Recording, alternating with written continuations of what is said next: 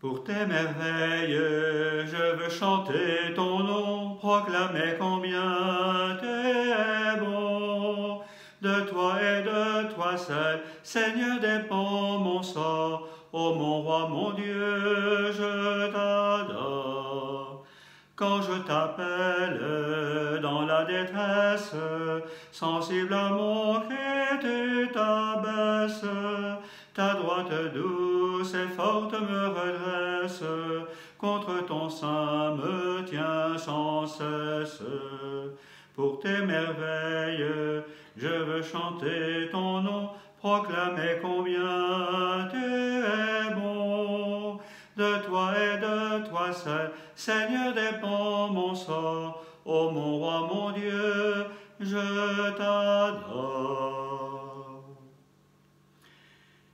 Chers amis, bonjour à vous. Je vous rejoins, vous les enfants de la paroisse, dans vos familles. Vous me rencontrez à la messe, vous me rencontrez au catéchisme, ou même, si vous ne me connaissez pas encore, eh bien sachez que je m'appelle Père Grégoire. Et je voudrais ce matin partager avec vous eh bien, l'évangile que le Seigneur nous donne. Et je vous propose eh bien, de faire un signe de croix pour commencer cette petite célébration que nous allons faire ensemble. Au nom du Père et du Fils et du Saint-Esprit. Amen. Le Seigneur soit avec vous et avec votre esprit.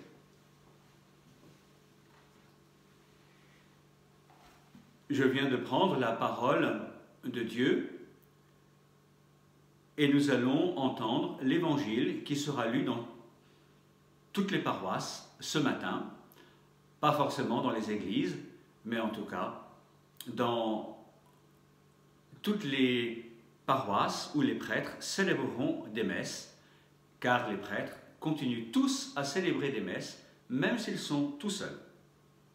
Nous allons acclamer la parole de Dieu. Gloire et louange à toi, Seigneur Jésus. Moi, je suis la lumière du monde, dit le Seigneur.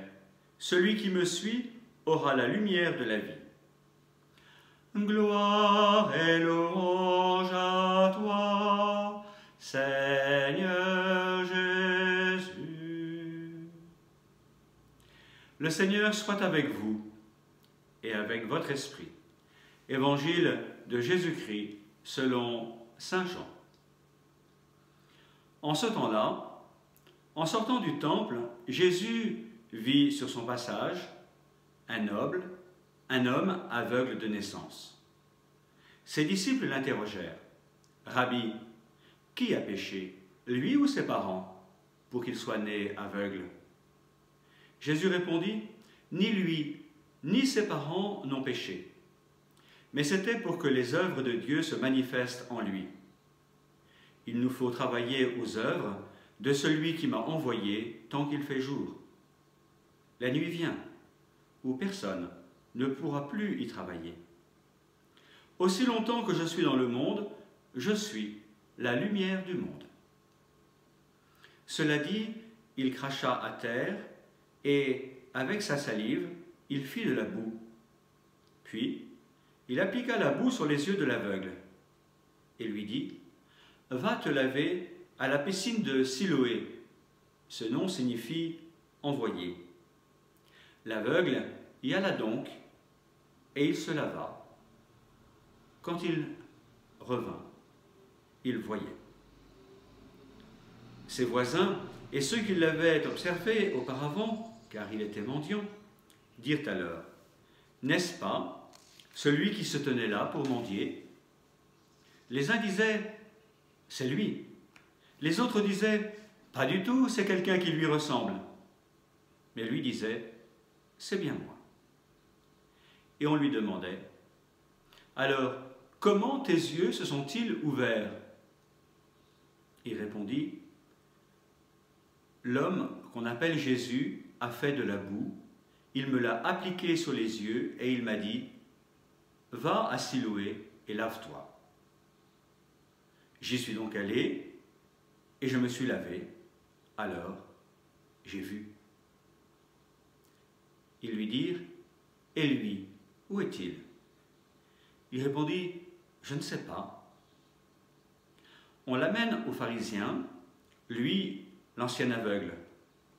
Or, c'était un jour de sabbat que Jésus avait fait de la boue et lui a ouvert les yeux. À leur tour, les pharisiens lui demandaient comment il pouvait voir. Il leur répondit, « Il m'a mis de la boue sur les yeux, je me suis lavé et je vois. » Parmi les pharisiens, certains disaient, « Cet homme-là n'est pas de Dieu, puisqu'il n'observe pas le repos du sabbat. » D'autres disaient, « Comment un homme pécheur peut-il accomplir des signes pareils ?» Ainsi donc, ils étaient divisés. Alors ils s'adressèrent de nouveau à l'aveugle. « Et toi, que dis-tu de lui, puisqu'il t'a ouvert les yeux ?» Il dit, « C'est un prophète. » Or les Juifs ne voulaient pas croire que cet homme avait été aveugle et que maintenant il pouvait voir. C'est pourquoi ils convoquèrent ses parents et leur demandèrent, « Cet homme est bien votre fils, et vous dites qu'il est né aveugle. Comment se fait-il qu'à présent il voit ?» Les parents répondirent, « Nous savons bien que c'est notre fils et qu'il est né aveugle. Mais comment peut-il voir maintenant? Nous ne le savons pas. Et qui lui a ouvert les yeux? Nous ne le savons pas non plus. Interrogez-le. Il est assez grand pour s'expliquer. » Ses parents parlaient ainsi parce qu'ils avaient peur des Juifs. En effet, ceux-ci s'étaient mis d'accord pour exclure de leurs assemblées tous ceux qui déclareraient publiquement que Jésus est le Christ. Voilà pourquoi les parents avaient dit « Il est assez grand, interrogez-le ». Pour la seconde fois, les pharisiens convoquèrent l'homme qui avait été aveugle et lui dirent « Rends gloire à Dieu. Nous savons, nous, que cet homme est un pécheur. » Il répondit, « Est-ce un pécheur? Je n'en sais rien. Mais il y a une chose que je sais. J'étais aveugle et à présent je vois. » Ils lui dirent alors, « Comment a-t-il fait pour t'ouvrir les yeux ?» Il leur répondit, « Je vous l'ai déjà dit, et vous n'avez pas écouté. Pourquoi voulez-vous m'entendre encore une fois? Serait-ce que vous voulez, vous aussi, devenir ses disciples ?» Ils se mirent à l'injurier. « C'est toi qui es son disciple. Nous, c'est de Moïse que nous sommes les disciples. Nous savons que Dieu a parlé à Moïse, mais celui-là, nous ne savons pas d'où il est. » L'homme leur répondit, « Voilà bien qui est étonnant. Vous ne savez pas d'où il est, et pourtant il m'a ouvert les yeux. Dieu, nous le savons, n'exauce pas les pécheurs. Mais si quelqu'un l'honore et fait sa volonté, il l'exauce. Jamais encore on n'avait entendu dire que quelqu'un ait ouvert les yeux à un aveugle de naissance. Si lui n'était pas de Dieu, il ne pourrait rien faire. » Ils répliquèrent, « Tu es tout entier dans le péché depuis ta naissance, et tu nous fais la leçon ?» Et ils le jetèrent dehors. Jésus apprit qu'il l'avait jeté dehors. Il le retrouva et lui dit, « Crois-tu au Fils de l'homme » Il répondit, « Et qui est-il, Seigneur, pour que je croie en lui ?» Jésus lui dit, « Tu le vois, et c'est lui qui te parle. » Jésus dit alors, « Je suis venu en ce monde pour rendre un jugement, que ceux qui ne voient pas puissent voir, et que ceux qui voient deviennent aveugles. » Parmi les pharisiens, ceux qui étaient avec lui entendirent ces paroles et lui dirent, « Serions-nous aveugles, nous aussi ?» Jésus leur répondit, « Si vous étiez aveugles, vous n'auriez pas de péché. Mais du moment que vous dites, « Nous voyons », votre péché demeure. Acclamons la parole de Dieu. Louange à toi, Seigneur Jésus.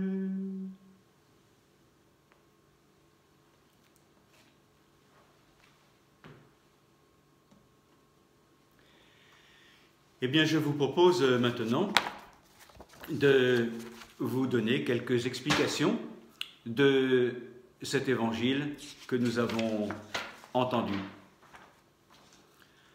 Dans ce texte, quelles sont les personnes aveugles, c'est-à-dire celles qui ne voient pas? Évidemment, il y a cet aveugle de naissance qui mendie à la sortie du temple.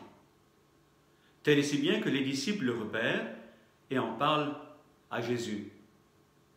Et ils se demandent pourquoi cet homme est né ainsi. À la fin de notre évangile, avant que cet homme ne se prosterne pour manifester qu'il reconnaît en Jésus le Fils de l'homme et son Seigneur, Jésus lui dit « Tu le vois, c'est lui qui te parle. »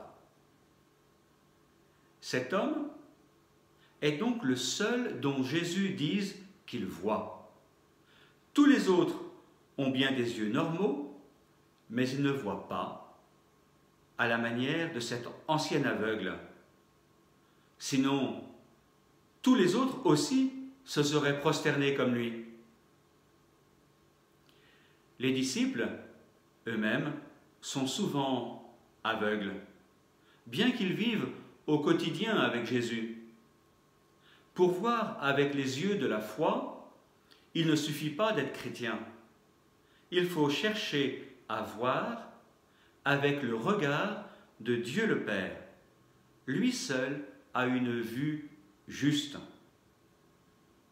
Je te propose un exemple. Il t'arrive sans doute de te disputer parfois avec l'un ou l'autre en famille. Et tes parents, malgré les bonnes raisons que tu leur donnes, te demandent d'arrêter, ils en ont assez. Certes, de tes cris, du bruit et des pleurs, mais surtout, ils souffrent que tu ne vois pas comme eux, celui ou celle avec qui tu es en train de te disputer. Toi, que vois-tu? Que l'autre a dérangé tes envies, ou qu'il est peut-être en train de profiter de toi. Ou encore, c'est toi qui refuses de perdre à un jeu ou de prêter quelque chose. Eux, tes parents, ils souffrent que les deux merveilles que vous êtes, lui et l'autre, toi et l'autre, au lieu de vous voir comme des merveilles, vous ne vous voyez que par vos petits côtés, vos mauvais côtés. Pour découvrir que l'autre est une merveille, tu as besoin d'apprendre à voir comme ceux qui aiment. Tant que tu n'auras pas ce regard, tu seras toi aussi un aveugle. De même, si tu as la foi, c'est-à-dire si tu veux que ce soit l'Esprit de Jésus qui guide ta vie, il te faut, comme Jésus, chercher la manière dont Dieu le Père regarde les personnes. Ce regard du Père remet tout à sa place, c'est-à-dire à la place de l'amour, avec les priorités de l'amour. C'est un peu comme une maman et son bébé qui est sale, parce qu'il a sa couche pleine. Si son cœur était aveugle, elle pourrait ignorer l'état de son enfant et partir voir une copine au lieu de le changer.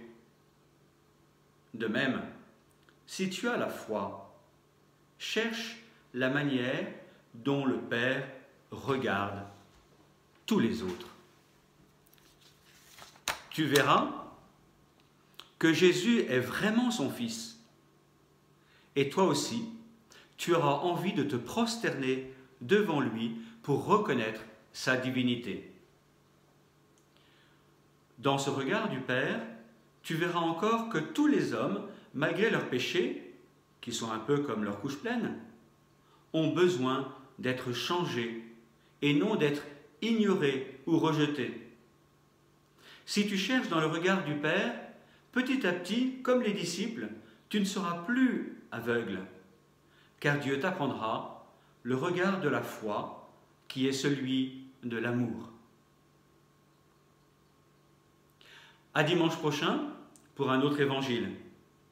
D'ici là, demande à tes parents de surveiller le site internet de la paroisse. Dans quelques jours, il devrait y avoir des histoires ou des activités qui pourraient t'intéresser. Si tu n'es pas trop aveugle, parce que tu es attentif au regard du Père, tu feras une place dans ton cœur aux personnes malades, souffrantes ou stressées, et tu les confieras à l'amour de Dieu. Ta prière est très puissante dans le cœur de Dieu, alors ne la néglige pas. Si tu n'as pas encore un coin prière chez toi ou dans ta chambre, c'est peut-être le moment d'en créer un. Bonne semaine et à bientôt. Et je te propose de chanter à nouveau. Pour tes merveilles, je veux chanter ton nom, proclamer combien tu es bon. De toi et de toi seul, Seigneur, dépend mon sort.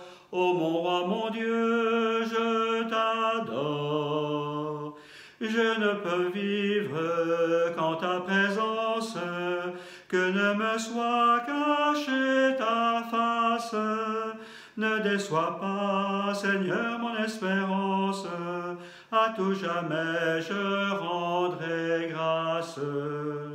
Pour tes merveilles, je veux chanter ton nom, proclamer combien tu es bon. De toi et de toi seul, Seigneur, dépend mon sort. Ô mon roi, mon Dieu, je t'adore. À bientôt.